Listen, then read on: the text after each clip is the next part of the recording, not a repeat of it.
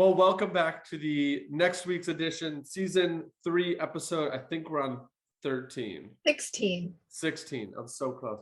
There's going to be an episode where I actually get the right number. But now at this point, I feel like I need to guess incorrectly to keep suit with how it's been going. For sure. I agree. So season 3, episode 16. Keith, is it McKeever? Yes, it is. Keith McKeever. Awesome. Joining us from the bright state of Illinois. I'm guessing your weather is about the same as ours. Probably. It's I got a little window in my home office that I can see out of. I call this my dungeon because I'm in the basement. Yeah. My wife runs a home-based business upstairs, so she gets the nice room with all the light. I get this the typical basement window. I can tell the sun is out. I can see a little bit on the window well, but that's about it. It's deceiving. The sun is out, but it's a balming 35 degrees. But you know what? This time of year, I will take the sun being out. I don't care how cold it is, as long as the sun is out, instead of these overcast, rainy days like we've had the last couple of weeks. Yeah, it seems like every other day. Which was a transition from our snow in April, which was great. Midwest living, right? It's great. And it comes with its ups and downs. Like the season changing keeps a lot of like the bugs and critters that in all these sunny south areas you have to worry about. Like you don't have to worry about poisonous spiders, really. That is true. I'm actually impressed with how green our grass is right now. Until they come and rip up your front yard for the lateral. Yeah, that too. But it's okay because there's a belly in our lateral, so we won't have a belly anymore, and I'm really excited for that. Oh, that's good. Yay. That's good. It's nice when the grass is nice and green in the spring. I noticed that the other day driving around, and I was like, wow, it was winter that long that just green grass just seems like this amazing sight. Yeah. Right. Yeah. I've actually gotten pictures from my buddy in California. He'll take a picture of like a hillside and it's all brown, just dead grass. And then after one rainfall, everything is green for like 4 days, and then it's right back to brown. Oh, yikes. It's crazy. That would suck. Yeah. That is not pleasant. So I guess for that, I'll take a little bit of snow. And it's really not the snow that bothers me. It's when it's melting and it's cold and it's like sleeting and everything's gray. That's the part that I could do away with. But the snow is fine. You know what I hate the worst about living in the Midwest is the temperature changes during the day, where you walk outside and it's cold, so you're wearing a jacket, but then you get in your car and it's been sitting in the sun and all of a sudden it's 15 degrees warmer. Yeah. And you get in there and you're like, okay, now I'm hot. Now I got to take this off. And then you start getting cold and it's just like, you're just hot and cold all day. And it seems like there's like a 3-week period of the year. Yep. You're constantly fighting temperatures. Yeah. It's weird. And on the bigger scale, like you have a day that's 70, then the next day is 40. Exactly. Yeah, you can't really put away your winter clothes until at least May? Early part of May. Yeah. No, even my winter jacket, I need to take it to be dry cleaned, and I'm like, I'm not doing it until I'm not wearing it anymore. Yep, that's true. Put it in your calendar, June or July 1st. Exactly. So correct. Well, it is so good to have another Midwesterner on the show. We've had East Coast, we've had West Coast, we've had our neighbors to the north. Yes. So being able to get somebody back from the Midwest for our audience to see what's kind of going on, maybe not in Wisconsin, but in that Midwest region is big. And I always start the show. Oh yeah, that is 2 in a row. Yeah. Big time here. Getting into what you do, Keith, just for our audience, can you give us a rundown of kind of your background? Where did you come from? What do you do currently? How did you get into that role? Wherever you want to take it, just kind of give us a brief background of what you do in your business. Okay. All right. Yeah, for me, when it comes to real estate, it honestly goes back to when I was very, very young. My father got his real estate license in 1988, and my mother got her license a few months later to kind of help him out. He was a coal miner full-time, doing real estate part-time. And she fell in love with the business. And so she took off from there. My dad didn't sell until the coal mine he worked at closed in 1996. So he sold for about 5-6 years until he passed away, unfortunately. But they built their dream home in the around 1990, 1991, built a log cabin out in the woods. So my parents had rentals, they had flips, they built they sold the packages and kind of managed the work. There was other, contract companies that actually built them, but between that and residential real estate, like they had their hands in everything as a kid. So dinner conversations That's were literally awesome. around real estate. That's Um, awesome. Terms like earnest money were something that I didn't know what it was at the time, but I definitely heard it talked about. Yeah. Contracts and forms. And, my parents had an office on the main floor and they had their 2 desks in there and they would be plugging away. Or my dad, he was a finger typer, one finger typer. The hunt and He'd peck. be- the I hunt love peck, that yeah, technique. exactly. So, so he would have been totally lost today with technology. That's for darn sure. But, There's voice check now. yeah, exactly. Hey, he'd probably been all right. He would have been one of those guys. But yeah, that was, that's what mom did. And then when I graduated high school, I went to college for a couple of years, got an associate's, and then kind of got bored and joined the Air Force. It was Air Force Security Forces, did that for 5.5 years, traveled around the world, did a couple deployments, came back, sold furniture for a year. And then mom, had some things going on in my family. Had, my youngest was born at the time, and she's like, hey, why don't you get into real estate and do something different? Because I loved sales. I loved working at the furniture store for some reasons, but I did not like working 70 hours a week on my feet. We had to unload the trucks, sweep, mop, dust, clean the bathrooms. Like we did everything. There was no outside cleaning crews. There was one warehouse guy. If he wasn't there, we loaded the furniture in people's vehicles. We were busy all the time. And I was like, hey, I love dealing with the people, but I don't want to work these kind of crazy hours. It was too much time away. And so she's like, yeah, get in real estate. And so I said, you know what? I'll take a leap of faith and do it. Even though as a kid, I denied the fact that I was ever going to do it. There was no way I was ever going to get in this business. Right. I probably said it 50 different ways as a kid. Your parents were just slowly pruning you. Yes. Yeah, it's the family business. It comes to calling. But so I got into business 9 years ago. And it's just been a crazy, crazy ride since then. And, got involved with committees and sit on the board of directors of our local association. I serve at the state level in a couple of different committees, and I find a lot of value in that and a lot of value in serving our clients. And it's an interesting and fun industry where you can just kind of go whatever direction you want. There's so many different ways. Yeah. It's not a one size fits all for sure. Yeah, there's 2 things in that I really, really liked. One was kind of a carryover from our last podcast. He talks about he had 2 aunts, and one aunt was wealthy, one aunt was not wealthy. Oh. And the big difference was what they talked about at the dinner table. One talked about finances, one talked about like the local newspaper, what was the tabloid for the day. And it's showing with the past and the courses of their each individual respective families and where they take it. Mm-hmm. So to that point, you guys being around real estate, talking about the terms and processes and all that stuff from an early age, I'm sure sitting back there waiting for you to flex the muscle of real estate once you got older. It definitely made it easier, especially up to a few months ago, because mom's career is going a different direction than mine is. She's not ready for retirement, but she's got a few years till retirement. So we switched companies a couple months ago and went off solo. But for almost 9 years, we were partners, and it was the best person in the world I could have learned from. But yeah, there was a lot of those things that, as you learn about them, not necessarily in real estate school, because I don't know how it is in Wisconsin, but in Illinois, everything you learn in those, I went for 2 weeks straight to get my license. I don't think there was anything I learned in there that was really valuable to the day-to-day life of an agent. And most of it's stuff you just got to learn, get it out on the test, pass, and then you can kind of forget about it. But there was all those things. The field. Yeah, then you learn the field. As you're learning the field, it was like, oh, okay, all right, like I get that. And then looking at houses differently, because my parents had rentals, they had flips. As a kid, I mean, they never let me do the fun stuff. They never let me play with electrical.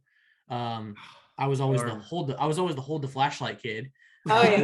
Or you know what? This wall is safe. There's no electrical or plumbing in here. You can swing the sledgehammer at this one. Exactly. Yes, I remember that. Or here's the dustpan in the bag. Start put Yep. as much as you can in there and get it out to the dumpster. Yep. Or clean it out after tenants get evicted and go in there and clean up their stuff. side note on that, I actually ended up with my Sega Genesis as a kid from a rental. Really? I could never believe somebody left that, and they're like, yeah, like, these people have been gone for like weeks. Like, sure, take it. Awesome. Score. Win. Score, yeah. So yeah, there was even a couple of games with it, so it was a win-win. That is Absolutely. perfect. It So I'm definitely making a helped. mental note because my son comes to work with me a couple times, especially during the summer. Don't give him the boring jobs. Is the takeaway for that one? You know what? You gotta earn your dues though too. That's true. Yeah, you gotta He's give him made some some pretty boring cool jobs. stuff. Like he's fully decked out with his own tool belt. There you go. He just got a hammer with the nail set, which he thinks is the coolest thing in the world. Awesome. Where you can just put your nail on top and then start it and then sink it. Oh, He's made squirrel boxes. He's made just with all scrap lumber. He comes over, he's like, Dad, can I have this? And I'm like, if it's under this size, just take it. It's yours. Go build whatever you want. So he'll just go out in the backyard and start building whatever creation he wants. And I'm like, okay, he's interested. He's using the tools. I've seen him pull the tape measure out a couple times. I don't really know if he like completely knows how to use it, but I love it's it. in his tool belt. He feels like he needs to use it. That's so You know cute. what though? At least he's using it and he's exploring his creative side. Yeah. I'm Right. sure he'll learn a ton just figuring stuff out. Yeah. Trial and And that's error. kind of what I'm trying to lead him to, but He's gonna be the next big YouTuber. He's gonna like explode in like 10 years. oh, he's already hooked on YouTube. I know. It's hard to pull him away from it. They all are. Yeah. Yes. 100%. Yeah. I just downloaded a new game for us to play on PS4. And before I could explain what the game is, he knew what it was. Of I was course. like, it's like this game and you're in a car and it's kind of like soccer. And he's like, oh, Rocket League. I've already played it. Okay. And his favorite YouTuber plays it. So I'm always behind the times. I'm boring dad behind the times. Boring mom right here. Yeah. I That got is it. a tough transition as a parent. I've got two boys, and yeah, once you wake up one day and realize that you're not cool anymore, like you're out of touch. How old are your Yeah. kids? How old are they? 9 and 11. Okay. I just have a 10-year. He just turned 10 literally 5 days ago. So Yeah, Yeah. it's an interesting age. It Well, is. we are the three boring parents right here. Yeah. Talking real estate. Talking real estate. Love it. The other cool thing that you said, Keith, from your story is you enjoyed working at the furniture store. You didn't like the hours. Obviously, there's going to be stress in whatever job you have. There's stress involved, but you liked working at that W-2, that employer that you had.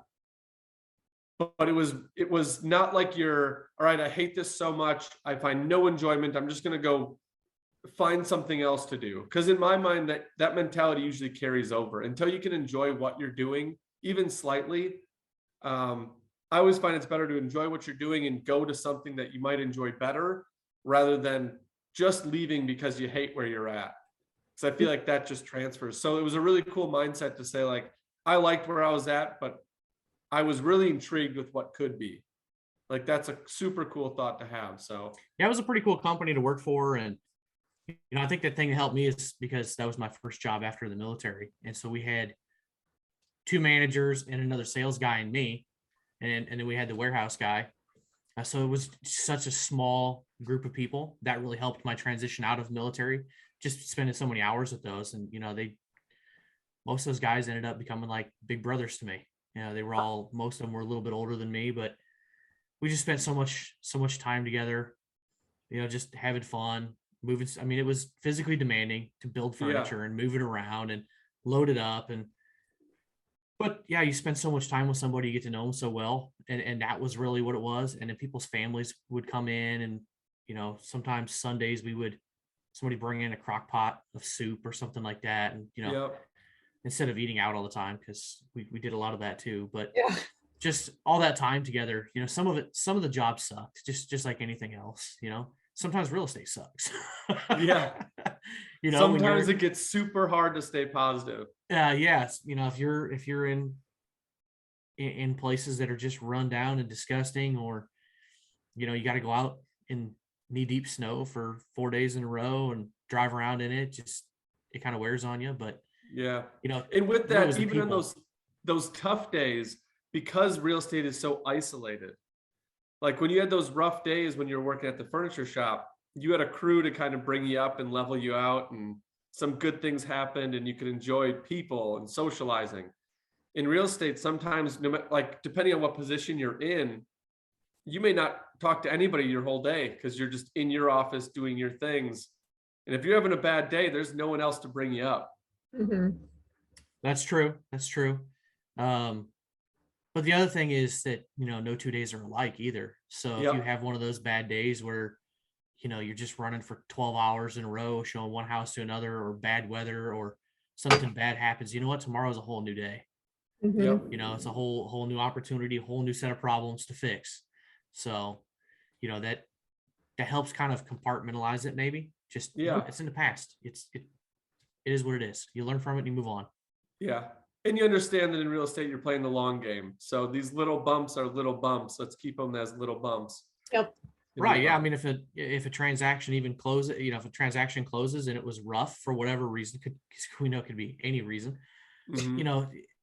you're done. You're working on the other transactions. You're meeting new people. It's new opportunities. But that's the great part too. For the most part, it's new people. You're always kind of meeting new people and working with new people. So So you're a real estate agent, I take it, and then I'm assuming you took over the family business in flips and rentals. I have not dove into that yet. Okay. I've been on the fence on the rental thing because I know myself.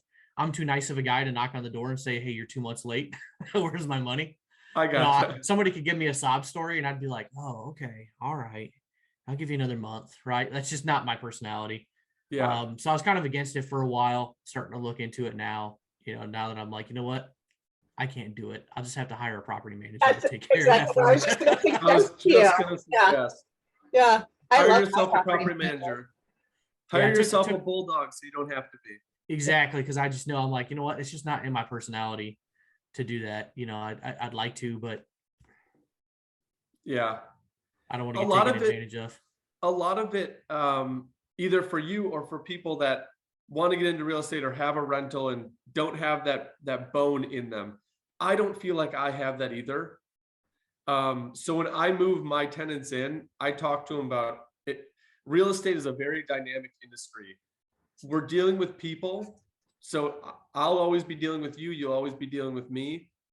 I'm not going to disrespect you. I hope you don't disrespect me. But at the end of the day, what we're doing is it's a business. So you are required to pay a rent. I am required to take that rent.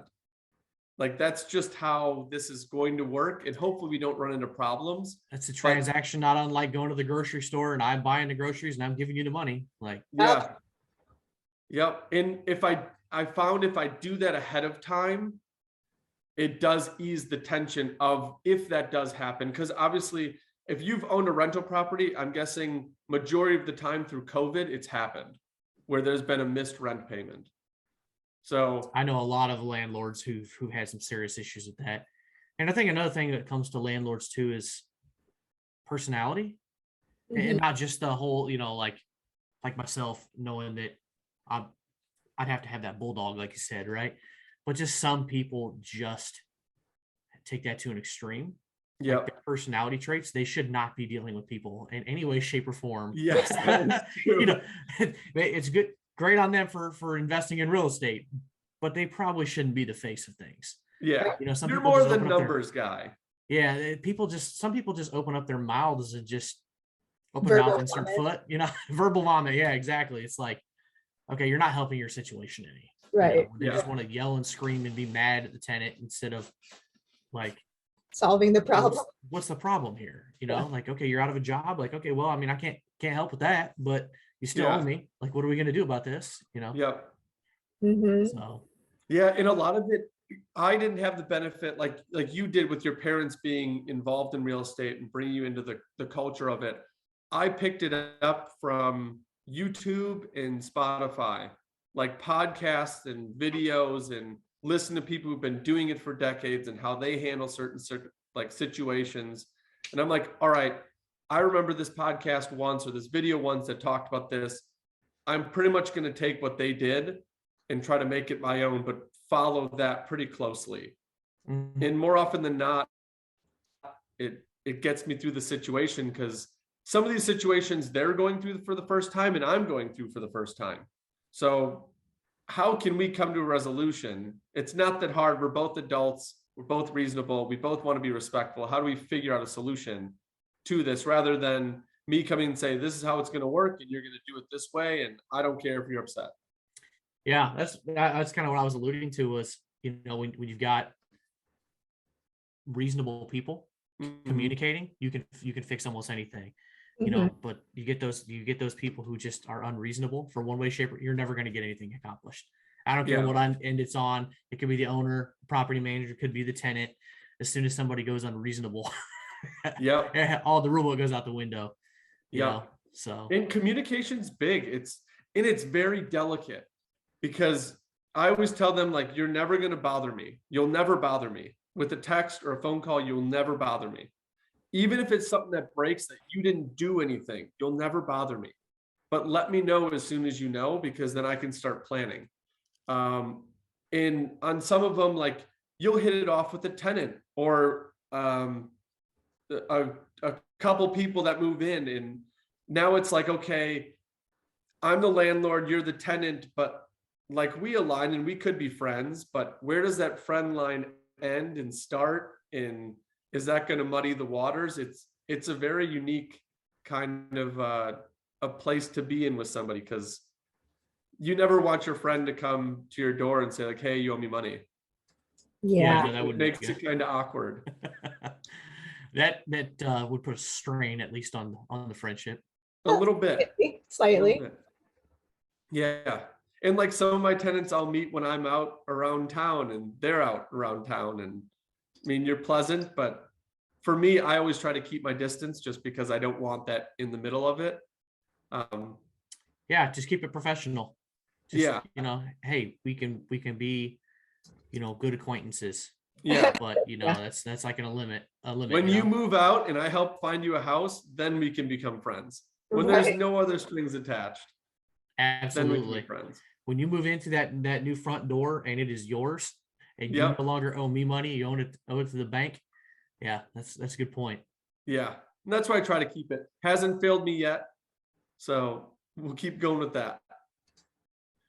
So tell me about your agency. How has that been going? Obviously in the Illinois market. Where in Illinois are you? North? I south? am in the Peoria, Illinois area. So we're about halfway between Chicago and St. Louis. Awesome. Yep. Is it your own brokerage, or are you working for a broker? No, I am with Fathom Realty. Okay. Which is a national independent brokerage. That's kind of a digital, no physical office locations, which is perfect for me because I've always worked out of my home office. Even at the place I was at for 9 years, I would only walk through the doors if I had to drop off papers or pick something up. And actually the staff at the brokerage I came from would actually email me, hey, you got a letter? Do you want us to open it up and send it to you? So they would do that, open up, scan it. Oh, now this isn't important. It's junk. I could throw it away. Or if it was important, they'd scan it and send it to me. And it was only 15 minutes away. It's not like I was like an hour and a half away from the office. I just never went in there. We had a room in there. We had no computer. We just had a table, some paper and pens. All the necessities. The basic necessities. Like, it was a place where we could meet people and get some copies made. Really that's all it was for the last 5-6 years. Yeah. And then then we made this decision. It was like, look, I want to go off on my own. I want to grow my business and do my thing. And had that conversation with Mom. I said, look, you're 7 to 10 years away from retirement. Why are we still a partnership? Like, why don't we go off as solo agents in a new company, fresh start? We can still be there to help each other, but we don't have to, advertise together. You can go do what you want to do. I want to do what I want to do. And for me, it was kind of liberating, like, finally get to build my own brand, do my own thing, my own way of doing things, because it's a little bit of a strain sometimes working with your parent. I can see that. I can see that. It changes relationships. For Mom and I got to this point, like, as we're recording this, right, Easter's this coming weekend, and holidays and stuff. Anytime we get together when we were partners, it would be like, hey, what's going on with so-and-so? what happened to that deal? Or, hey, what do you think about this weird situation that's going on? What's your interpretation? Inevitably, every time we would get together, something real estate would come up every time. Sure. And, it's fine because mom and I've got a great relationship, always have, and we still do, but it changed that relationship a little bit. It wasn't strictly mother-son. One of the things I wanted was not only for myself, I was like, you know what? I want her to go off and do her own thing so she can ride off in the sunset whenever she decides to hang up her hat, because she needs to enjoy retirement whenever she gets to that point. Sure. Like as stress-free as possible. So we are both extremely happy to be where we're at now and doing our own things. That's I awesome. even got her doing her own website edits, which is crazy. Wow. Yeah.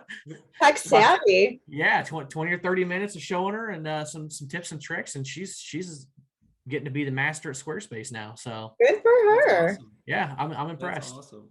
Super cool that you guys were able to work together and then separate and kind of go your own paths.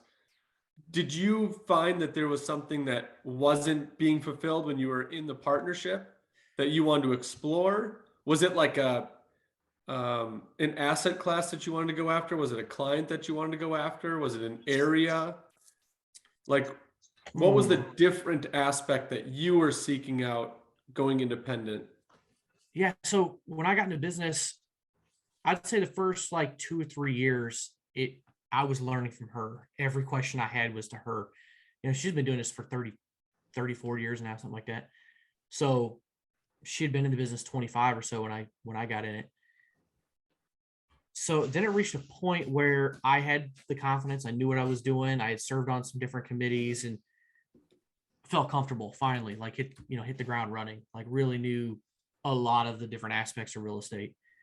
Then after serving on different committees and the board of directors and other things, like something happened one night where all of a sudden it went from me asking her questions for 2 or 3 years to a couple of years where we would just have casual conversations about, to the point where she'd be like, so what's the stance on this? What is our association stand? What is our association doing with this and that? Because I've been on the board of directors for 6 years. I've served on pretty much every committee. So I've seen multiple aspects of the association. Yeah. And then the managing broker / owner of the company I was at, she was starting to do that. And I was like, wait a minute, this is weird. I've only been doing this, at that time, like 6-7 years. And I'm like, why am I all of a sudden being the vault keeper to the information? Yeah. And so I was like, I kind of just grew to this point. I'm like, at that point I was kind of getting frustrated. It was great working with mom. We still bounce stuff off of each other. But I just kind of wanted to go do my own thing. As a veteran, I wanted to niche into the veteran thing. We were a partnership. We would advertise together, but I was running all the social media. I was doing all of that. And I'm like, look, if I'm building the brand for both of us, I don't know, there's like this mental block in there somewhere of like, if I'm going to be building a brand, I want to build my brand the way I want to do it, not us, and then because all her work is past clients and referrals. Like she doesn't need to advertise. She doesn't go after new leads. Like that's nice. But I do, I don't have that. I've been doing this 9 years. The average is what, like every 7 to 10 years, somebody will sell their house. Well, I'm just now at that point where some of my past clients are starting to sell their house and move up again. Yeah. And so it's like, it just takes some time to get to that past clients to come back to you in this business. So, that was kind of one of the driving factors. I'm like, you don't need to advertise. You don't need to grow. You don't need to niche into anything. You have your people. Yeah. All you got to do is stay in front of them. I have to go attract new clients. I have to do some lead gen and some stuff like that to grow. So I was like, if we're together and we're advertising, but we're not doing exactly what we need for each one of our businesses, then what's the point of being together? We should be able to put 100% of our focus into what we each need to individually do. So that was kind of the driving the factor behind it. It was like, it's time. Yeah. If we're going to change companies, it's perfect time to do it. As company needs on that one. And you guys are still communicating well and probably share ideas and all that stuff. We live like 6 minutes from each other.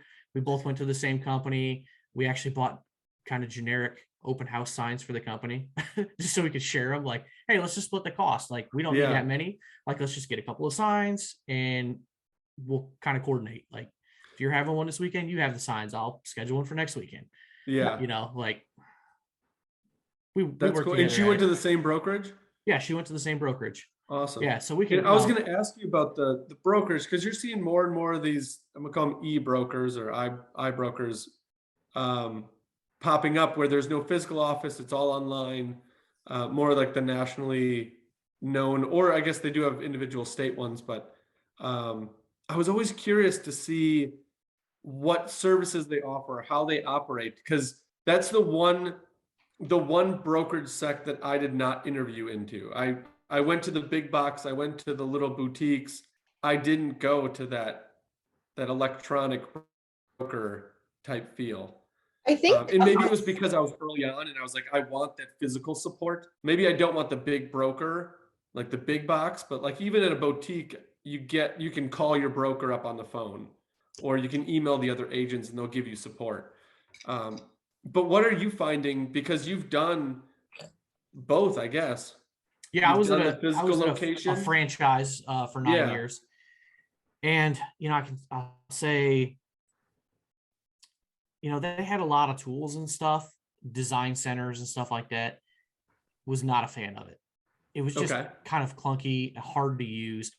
I prefer to use Canva just because Canva is so much easier. You're speaking Natasha's language right now.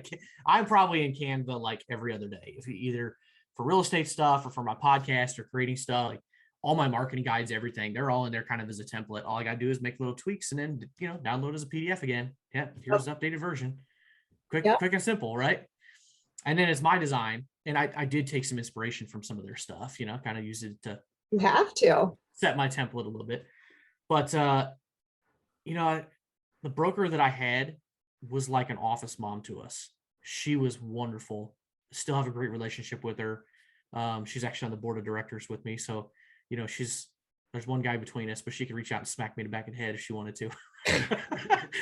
And she probably would. But we just got that kind of relationship. She's just a wonderful person. So it made it kind of hard, but it was just time. I needed that change. And, she was always there for me.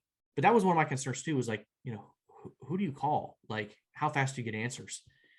And so that was kind of nerve wracking to figure out some of those other things. But I'll tell you, Fathom it's kind of a knockoff of Canva in some ways. It's a little clunkier to use, but they've got like a design suite. You can buy all your t-shirts and hats and all that kind of stuff there too.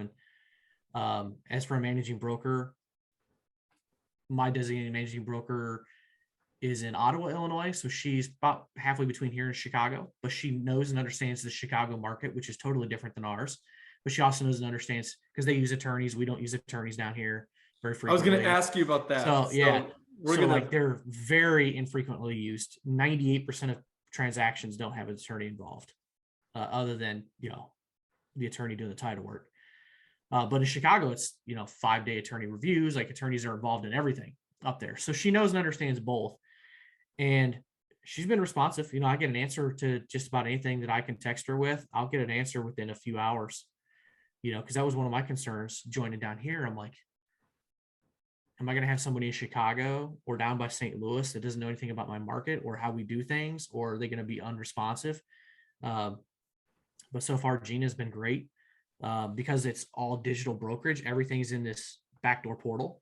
So they've got almost like a Wikipedia kind of thing. You can type in whatever phrase you want. It'll pop up any kind of article matching those keywords. You can find all kinds of information about it. That's nice. They got Facebook groups, local Facebook groups, statewide ones. They've got different, they've got a Hispanic division. They just rolled out a veteran division, which I signed up for earlier this week. I don't know exactly what is there too. They've got opportunities to serve on different committees, technology committees and stuff like that. So it's connected, but it's all digital. Awesome. Meetings via Zoom and stuff like that. So I still feel kind of connected. I've met digitally a handful of other brokers up in Chicago. Yeah. Haven't met most of them in person. A couple of them I've served on the state pro standards committee with. So I know of them, but I've never, went up and talked to them in person, but I will at the next meetings we have or something. But So yeah, there was a lot of that, like, well, where do you turn in your paperwork? Like, how do you get paid? Like, how does all this work? And, it's quite simple. You just basically, like a mobile deposit of a check, you basically do that to upload it to their system, and then they pay you, and then you can either print off a check and print it or mobile deposit it. Like it's that That's simple. awesome. Seems like the So, process is pretty and then- easy to get on Yeah, board so with. far it seems real easy. They've got their own CRM and management system where you got to plug all your documents in. I jumped to the company about 2 weeks before Mom did, and because she was kind of nervous about the technology. And as soon as I got access to it, I said, "You'll be fine. Yeah. This is as easy of click and upload as you could possibly do." Yeah. Like they kept it simple. So far everything's great. That's Got great. And you text talked about support, your you can call and CRM. email. Is the CRM more of a lead generation thing, or is it more managing your Uh business? yeah, so they've got the website through them, the typical CRM features. They've got a couple of other tools in there that I'm still trying to figure out how to incorporate, because I've only been there for, I guess, about 2 months now. So still trying to figure all that out. But yeah, there's some lead generation stuff in there. You can text message to your clients. You can email your clients through it. I think there's some QR code things in there that you can do. They've got single property websites that are almost like click and drop to set up. It's ridiculously simple. For a tech savvy guy like me, it's like I did the 1 hour trainings. Half of them I stopped halfway through. I was like, this is so basic to me. Like I was like, I already explored through it and figured out all this stuff just by looking at it. Yeah. So I was like, easy, got it. Yeah. I remember I worked in customer service and we had a month-long training. And I to this day, I think the worst thing they could have done was tell me, like, you're in a vacuum right now. No matter what button you push, it's the system that we use on the floor. But in here, you're not hooked up to anything. So you can make orders, you can cancel orders, they're all fake. And then they put on a video. And I was like, I do better with doing. So I was just sitting there clicking through the system, clicking random buttons to find out where it did. And by like halfway through the video, I'd gone through the whole system, didn't completely understand it, but like I made sure I clicked every button to see where it brought me and what communicated to each other. Yeah. And I got more value out of that than the video tutorials that they were putting out. Yeah, it sounds like you're just like me, more of a hands-on learner. Like, just let me kind of play around with it. Let me just look through here. Sorry if I messed something up, but Right. like I can get so much more by just figuring it out. But then again, at my age and being tech savvy, it's easy. It's that called being bullheaded though. I feel like that's me. Yeah, but yeah, I guess for a training perspective, you got to make it well-rounded for everybody. Yeah. That's another thing. That's an aspect of this business that I'm starting to crack into. I got my CE educator's license a couple years ago. Just submitted a couple courses to my local association just a few weeks ago. So I haven't taught anything yet, but that's on the radar. I'll probably be teaching some classes this fall. But that's one thing I learned going through that process was like, okay, how does the student interact with this? Like, you look at our membership, at least in Illinois, you can get your real estate license at 18 here. So we have members probably 18, 19 years old, all the way up to, I know a few that are in their early 90s and still practicing. Wow. That is a wide range in just our association of tech savviness. Yep. Some people, I know our association staff very well, and they still get phone calls from people that they can't figure out why their printer isn't working. Oh my gosh. It's like, that's I'm not sure the they're loving association's the job. Century Lock. Oh God. Well, you know what? When Century Lock came out with getting rid of the card here, what was that, March 1st that came out? Whatever that happened. Oh, I think for 3 or 4 months, we were getting updates on our board of directors about, we're getting more complaints. People think the world is going to just internally combust. In Century Lock, for the viewers who aren't familiar, everybody knows those black lock boxes that have like the 4 spin dials. You put in the right code, it pops open, you take the key out. Century Lock now communicates with your phone. So when you go to the door as an agent, you hit your app, it like awakens this this Bluetooth lockbox. You put in your own specific code as you as an agent, and it opens up for it. So there is some tech involved, but still a pretty easy process. And the reason they went to it was because everything is time stamped. They know what agent is opening the door. They know when the agent left and locked the lockbox. Like all of that gets brought back to the association, so they know, and it's very safe and secure. I was gonna say, I think it's even safer for the real estate agents now too, so somebody knows where they are at all times. There's safety features in it. So when you open the lockbox, because obviously you've heard the horror stories of agents meeting new clients that they haven't heard or seen before, reached out, wanted to see a house, and then something goes wrong.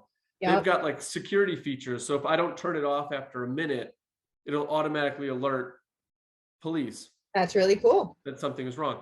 So like, for me, all of it was great. Like that just seems so much more efficient, but there's always going to be those few that are like, I'm not going to change. This is how it's been doing for years. Yeah, a lot of the problem we had here was the actual card. So we still have some of the, I guess there's 3 generations of the central lock. You got like a blue case that has the card insert. Yep. And then you got the tannish one that's Bluetooth, and then there's another generation that's, I guess, just about ready to roll out, whatever that entails. So we still have a lot of the blue ones in our market. And, Central Lock came out and said, hey, we're going to get rid of these cards. And people still had the chip readers on their desk. And in our area, it was update every day. If it wasn't updated in the last 24 hours, you couldn't use your card. So I'm like, oh my God. When they came out with the app, I immediately jumped to it. I was like, because I hated having to remember to plug in my card. Yeah. Sure, you could call the number on the back and you could have them do it, but you'd have to do it at the house. Like, oh crap, I forgot to, let me get on my phone and make a phone call and have them update through the web, whatever. So yeah, they were losing their minds. Like, how are we supposed to wake these up? And we keep telling people like, you could just stick your business card up there, like, or your debit card, your credit card, whatever, just stick it up there and it'll wake up those boxes. Yeah. Because sometimes if they sit for a while, they just kind of, the batteries don't go dead. The batteries are good for like 5 years, but yeah, they just kind of go into a deep sleep, if you will. And just stick that up there or push the buttons and it'll wake it up. Like, yeah. And I'm glad I never saw the first version, because as soon as I got my lockbox with the little receiver and the receiver and the card sat on my desk. I've never touched that. Like I am just on the box, just on the app. That card, if I had to use it, was going to be a pain. I think I used the card for a good 3 or 4 years before the app came out and it was widely used, but I immediately jumped to it. Yeah. And in our area, we got a lot of rural areas. So that was another concern of like, okay, well, how are we supposed to get access to these lock boxes when we may not have cell phone signal? Yeah. And in Central Lock's like, well, if you open up the app when you have service and you don't fully close that app out in your phone, it will automatically download like whatever it needs to be able to access any box. And then it will do I didn't know through that. Bluetooth and stuff like that. Yeah. So as long as you do it in an area where you have cell phone service. So they're like, well, worst case, drive a few minutes until you get some cell phone service, pull up the app and then go back to the house if you have to, or open it up and just leave your app open in your phone all day. Yeah. Just don't, do the close all apps. Like, so it's like, I did not know about that. And there's I ways think around not run into that situation yet. Yeah. I mean, we have areas around here where, I have Verizon and Verizon covers most areas, but there are some little pockets where you get down into a valley, cell phone service is just gone. It just doesn't reach there. So, if you get the luck of the draw and end up showing a house in one of those areas, but we only have like 750 to 800 agents here. So most people pretty much know what those are. And they know if they can't access the lockbox to pair it to that house while they're at the house, most of the time they're just putting a combo lockbox on it anyway. Yeah. Like, hey, you know what, if I'm having a problem putting the lockbox on the property as a listing agent, then every buyer's agent's going to be calling me. So I might as well just put a combo on it and call it a day. The combos, the analog will never leave. They'll always be around. I still have like 30 of them. I've got a good 10 or 15 or so in my closet. Yeah, they're not going anywhere. Yeah. The only ones I don't like the analog one, and I don't know if this is a security threat that I'm release in here, but you know those little square ones that you can mount to the door, that it's the combo and then the whole face comes off? Yep. Have you seen Oh, those? Yes, I have. it rings a bell, but I don't think yeah, Yeah, I haven't seen there's one like recently. 1 through 5 on the left, and then 6 through 10 on the right, or Little 6 through buttons, 0 right? on the right. Little buttons. The code that you enter in does not need to be the code. You just need those 4 numbers. So the combinations to open that go way down. So if my combination was 1 2 3 4, I could open that lockbox with 4 3 2 1. Does that make sense? Or 3 Gotcha. 4 2 1. Like, it doesn't matter the series that I enter them, as long as I have the numbers, it'll open. And I was like, well, I don't like that. That's not secure at all. That's definitely where the power of central lock or other, high-tech solutions come in. But if you got to use a combo, yeah.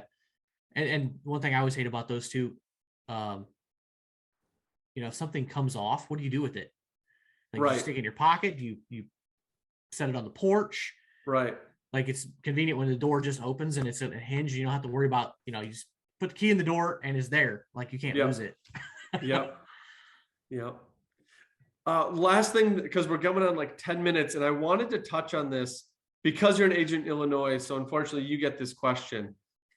One thing that we've always heard is Illinois, the big difference is that the agents have attorneys either draft or read the contracts before everything is final. You're saying that's just in the Chicago area? Not just Chicago. Chicago, has like a 5-day attorney review period, and I think it just depends on what part of the city, what exactly that they do there. But they are heavily involved. I know Bloomington to our east has attorneys, Champaign does, but most of the southern tip of Illinois and around St. Louis and kind of here in our area, we don't really use attorneys very frequently. Our association, we have a contracts committee that meets every month. They take recommendations and stuff, and then they sit down as a committee and say, all right, are we having problems with X, Y, or Z? If we are, what could we change this contract to say to be better for the consumer? And they kind of hammer that out. And then at 1 or 2 points in the year, they'll go to bring in a couple of attorneys from the real estate subcommittee of our local bar association. They'll bring them into the room and they'll say, okay, here's the changes we want to do this year to our local contracts. And then they'll look at them and, okay, this makes sense or that makes no sense, whatever. They'll put their little twists on them to take them back to the committee. But eventually it ends up to that subcommittee, the bar association, and then the full local bar association will vote on to approve those or not. And then once they're approved by them, we put them into circulation and all the agents use them. Sweet. Okay. So, I always recommend to my clients, like, hey, if you want an attorney, like, get one. It is in your best interest to have one to Right. at least review the contract if you want it.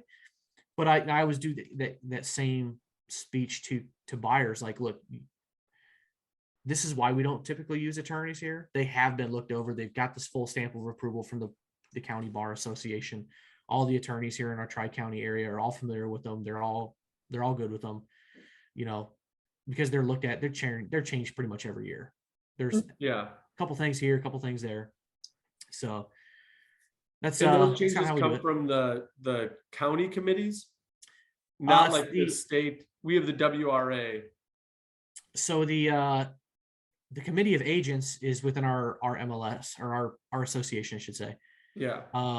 About 20 agents or so sit at the table. Then it goes to a subcommittee of attorneys from the Peoria, I think it's Peoria County or Peoria County Area Bar Association. Okay. So they've got like 3 or 4 different attorneys that we bring in the room, and we say, go line by line, like, here's a change that we want to do. What do you think? Sometimes they're like, you know what, let's just change one little word. Sometimes they're like, this is stupid. This is not good.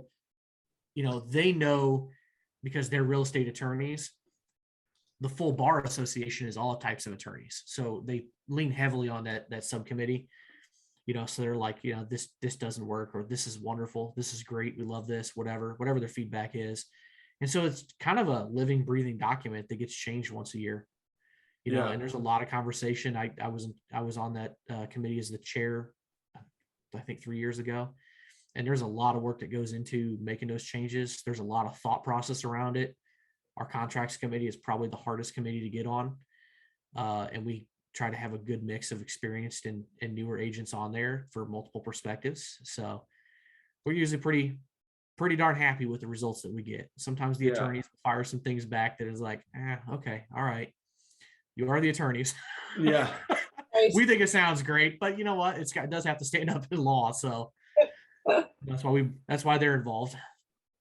That's super cool. And just for your knowledge to be in the thick of like creating the document and the edits, like you know what's coming up down the line before everybody else gets to know.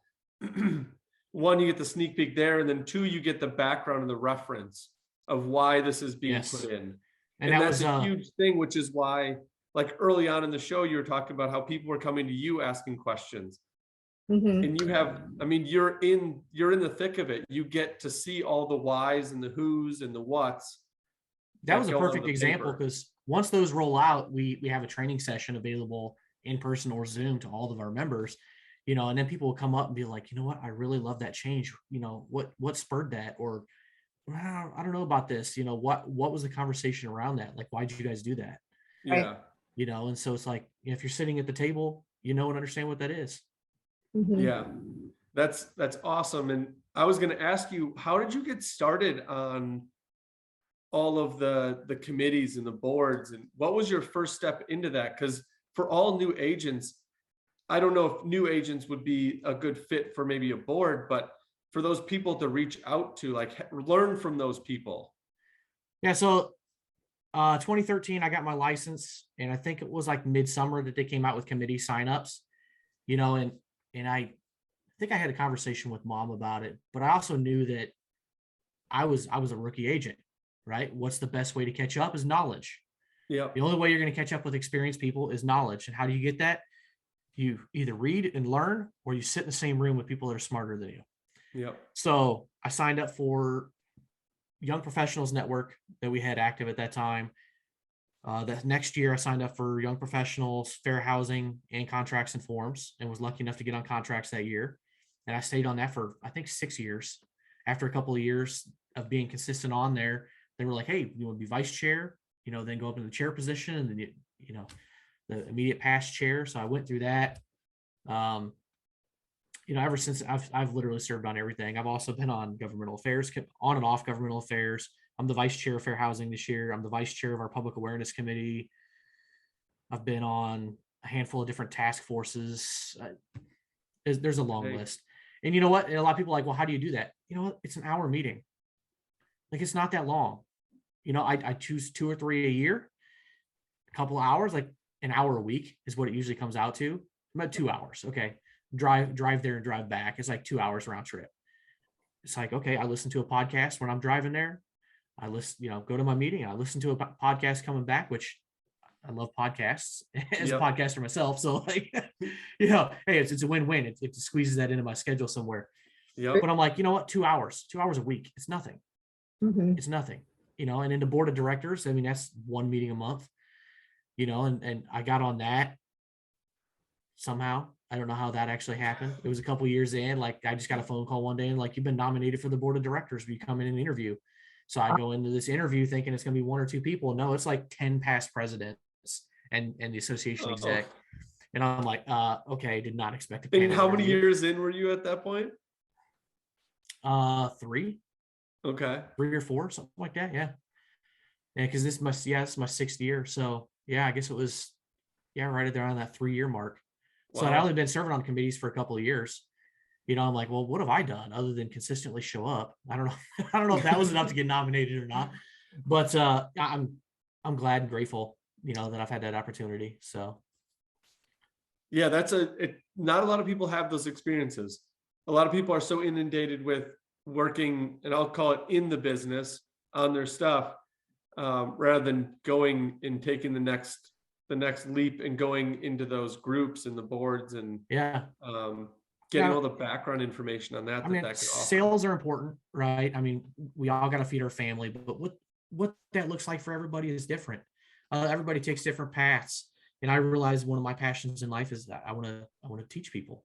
And so probably learned that when I was pursuing my bachelor's degree, but I'm like, I'm gonna get my CE educator's license. I'm going to write some courses. Our instructors, they're getting older. They're close to retirement. Some of them have told me what their timeframes are. So it just made perfect sense. We write some courses, get my feet wet, see what I can do with this, because we need to raise the professionalism and raise the education in this industry so we can all serve our clients better. So, between that and serving on the board and, and selling, there's lots of different ways you can take things. There's no one size fits all. Yep. So is your team coming down the horizon? You said you like teaching. Oh, when the time's right. Yeah. Yeah. When the time's right and I got the right person, right people to bring along. Yeah. Then I'll consider to do that. So because there'd be another outlet for you to teach those young aspiring agents getting in. I mean, with the background you have, I just feel like it would be like a great fit because you can now get all those new people in and just inundate them with the education that you have. Obviously, like I read a book and it talked about, it was more parenting. How are you? Good. There you go. The young inspiring real estate agent right there. Yeah, right. He would be good. They talked about how it was in the parenting reference, but the parents come through and they did 1, 2, and 3, and then they want to come in and have their kid take off at 4. So their kid does 4, 5, and 6. And they're like, well, you can't really miss the 1, 2, 3 because there's a whole bunch of learning that goes in that. And I feel like with how you speak about it and the knowledge you have, you'd be able to not move them past the 1, 2, 3, but get them through 1, 2, 3 quickly so that they can get on to 4, 5, 6, and then excel in their career. I certainly hope so. Not to push you into the team thing, but I just know it's out there. Yeah, it's definitely something on the radar. Like I said, whenever the time is right, whenever, and I'm a firm believer on, making sure that you've got a well-oiled machine when it comes to a team too. So it's got to be personality fit. It's got to be somebody that I could feel you could just turn the reins over to and be like, here, you got the skills now, you got the education, go do. Yeah. Go do your thing. Yeah. And for somebody who has a hard time delegating sometimes, that's a hard thing. So, so it's really got to build some trust in that sometimes. But the right person comes along at the right time, I will definitely have a team. Awesome. Well, thank you so much for coming on. I think Marcus is frozen. Yeah. I was frozen there for a second. I heard it's tough to delegate, and I was fully agreeing, but that is a terrible, terrible problem to have because I have the same one. So sorry about the tech issue on that one. That's all right. Can't help that. That's joys of technology. Yep. Well, I mean, I am super blown away with, your career is still young, still very young, but what you've gotten through and where you've gone has been, leaps and bounds above the other people that have been in for 6 years. So kudos to you on building that really strong base. Mm-hmm. Thank you.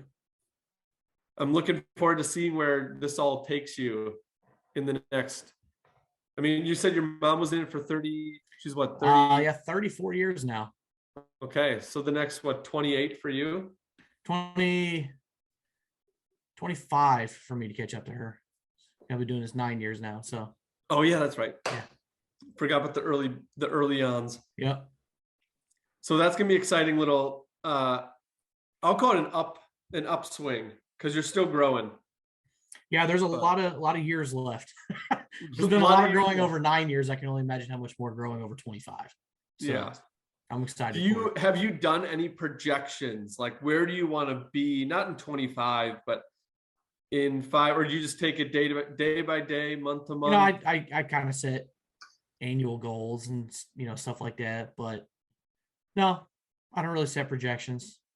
I just take it one day at a time and just try to take some sort of imperfect action to just grow myself personally, professionally every day. Yeah. You get where you need to go. Yeah. As long as you have that. Keep it up because you're making the right choices here. I'll try. From what it sounds like, you're spot on. So kudos. Yeah. Well, thanks for having me, guys. I appreciate it. Yeah. And the next time we have you on, I'm looking forward to seeing what board you're the chair of, or how Yeah. big your team is. I'm sure there'll be some updates. of There will something. be. I Yeah. know there will be. I know there will be. Well, thank you so But- much. Yep. Yeah, thank you for coming on. That was awesome. Education, that's like the key to what you're seeking in saying. And I mean, that's why we have this podcast out. I know that you came from like the real estate background, but we've had guests that have not. And obviously your background has helped you put to where you are, but there are some people that don't have the background that could still get to the positions like you're seeking and you're aspiring to get to. So thank you for sharing all that. I'm sure that was big for some listeners, and I soaked it all in because now I'm going to go back and see where I can get onto some boards because that seems super fun. Yeah, you definitely should volunteer for something. Yeah. You never know, kind of insight, connections, networking. Like I said, we have 750, 800 agents here, so we all know each other fairly well. Yeah. So we have to work with each other. If you're up in Chicago or something, they got like 30,000 people up there. Like, Yep. you may never have a transaction with that person again. Right. But we bump into each other a lot around here, so it's important to all these committees and stuff. You just get to know people on a different level, Mhm. and it really does help in your business when Yeah. negotiating and communicating with people. And I would think like with the small agent size, it kind of sets you above other people having all of that background. Like you can put that on your resume and say like, I've done X, Y, and Z where the others may not have. So you've got that upper edge on. I got a few of those things like on a little resume thing. I don't know. Yeah, It definitely helps with experience, at least. definitely. Seen a lot of things. Definitely. Well, I'm anticipating where the knowledge is going to grow when we have you on next. So keep pushing and we'll get you on again. We'll All talk right. soon. Sounds good. All right. Enjoy Appreciate your you guys. weekend. Yep. Bye.